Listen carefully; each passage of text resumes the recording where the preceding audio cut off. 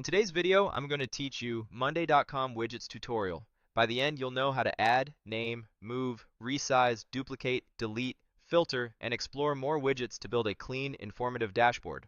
Start on any existing dashboard you already use. This is where all your widgets will live, so make sure it's a board you want to enhance. Look for the Add Widget button at the top and click it. A panel opens with a gallery of widget options. Choose the Chart widget to visualize trends or distributions from your board data. Once it appears on your dashboard, click directly on the widget's title to rename it. Give it a clear, useful name so teammates instantly understand what they're looking at, like sales by region or tickets by status.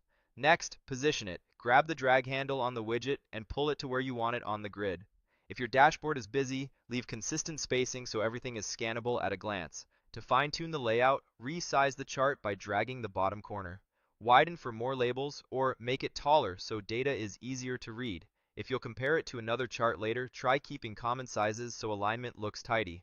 For more options, open the three-dot menu in the top right of the widget. Click Duplicate to create a copy, which is great when you want a similar chart with only minor differences. You can move and resize the duplicate just like the original.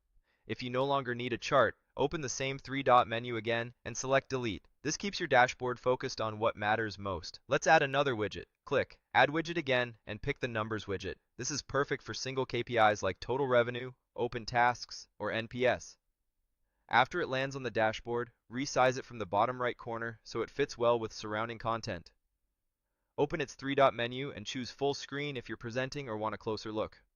When you're done, click the small X to exit full screen and return to your normal layout. To control what your widgets show, use filters. Click the Filter button on the dashboard. Choose the criteria that matter to you, such as a specific team, date range, group, or status. As you make choices, you'll see the widgets update. When it looks right, click Save Filters so your dashboard remembers these settings the next time you open it. This is an easy way to keep views consistent for weekly reviews or stakeholder check-ins. Now, if you want to expand beyond the basics, click Add Widget and then choose More Widgets. You'll see categories to help you discover options. Explore motivation for morale-boosting elements, media for images or videos to enrich your dashboard, and personal for items that help tailor the experience. You'll also find Apps by Monday, which are first-party additions, and Installed Apps, where you can browse apps your account already has set up. This is where you can round out your dashboard with specialized or branded components. When you find something you like, click Add Widget. It will appear on your dashboard, usually at the next available slot. Drag the newly placed widget into position so it fits your flow, and resize it until the overall layout feels balanced and readable. A good rule of thumb is to keep high priority metrics toward the top, with supporting visuals below. That's the core workflow.